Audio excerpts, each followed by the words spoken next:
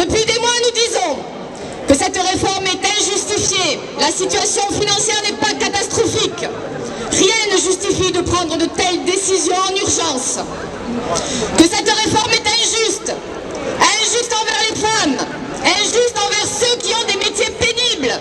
Injuste avec ceux qui ont des carrières longues. Injuste pour tous ceux qui devront travailler 2 ans de plus pour obtenir au mieux la même retraite. Injuste pour tous ceux qui travaillent.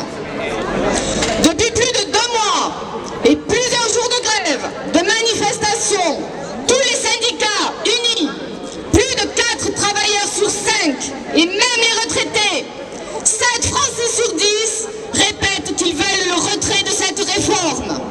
C'est le peuple qui dit non.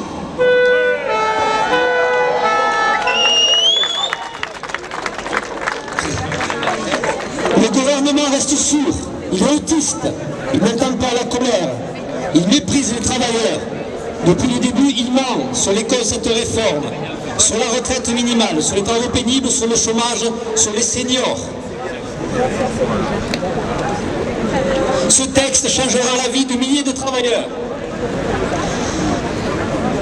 C'est cette avancée de civilisation qui est le droit à la retraite, à vivre ce moment en bonne santé, à ne pas se tuer au travail qui est remis en cause.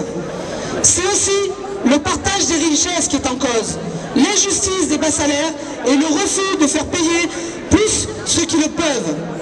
On ne peut pas tout demander aux plus modestes, aux travailleurs, en laissant s'enrichir ceux qui sont déjà trop riches, aux entreprises qui distribuent des dividendes sur le dos ceux qui produisent les richesses, à savoir les salariés. C'est la démocratie qui est en cause quand on refuse de rencontrer les représentants des salariés qui sont nous, les organisations syndicales.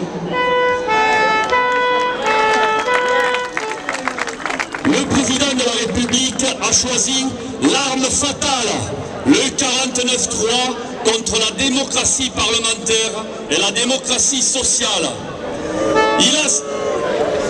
Elisabeth Borne et Olivier Véran ont eu beau s'époumoner pour chercher à trouver un consensus avant la tractation souterraine de l'Élysée, que le résultat est là.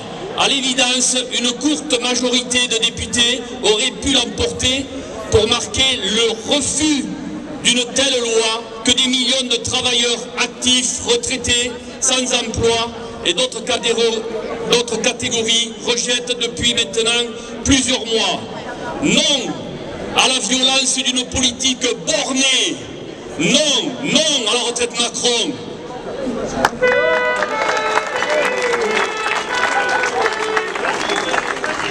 Comment vouloir obtenir un consensus sur un texte qui remet en cause la notion même du travail et sa finalité? Comment vouloir obtenir un consensus avec le mépris manifesté par l'exécutif jusqu'à ce jour vis-à-vis des organisations syndicales porteuses de revendications légitimes et qui nécessitent encore aujourd'hui, et nous dirons plus que jamais, que s'ouvrent de véritables négociations sur les questions portées par les syndicats mises en avant depuis des mois? Le patronat, comme le pouvoir politique, se doivent de répondre aux incessants appels des organisations syndicales que le monde du travail soutient dans sa très grande majorité. L'attitude du gouvernement vient renforcer notre conviction que seule la lutte paye.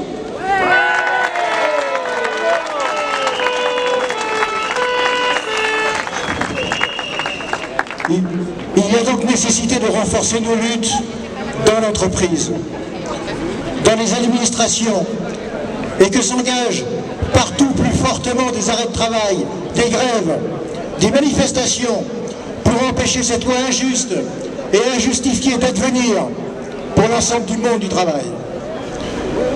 Le passage en force de l'exécutif, véritable déni de démocratie, doit être combattu fermement. Et c'est donc avec responsabilité que nous, organisations syndicales, fortes du soutien de la grande majorité de la population, avec toute la détermination pacifique qui nous anime depuis plusieurs mois, nous le disons haut et fort, cette loi autoritaire n'a pas lieu d'être. Nous pouvons gagner, nous allons gagner, car nous donnons à tous les pourfendeurs une leçon de vie.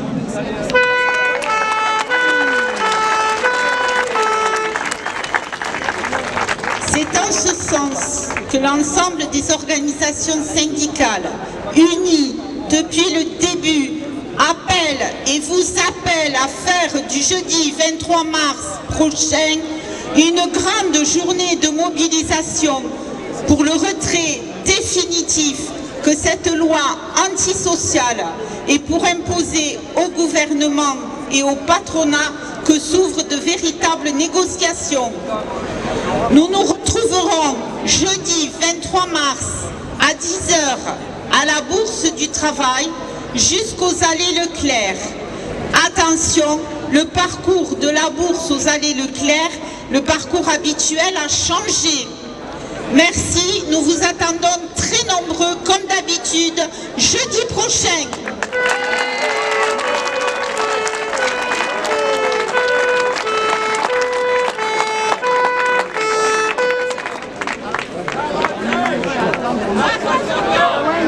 On s'est battu pour la gagner, on se battra pour la garder. La retraite à 60 ans. On s'est battu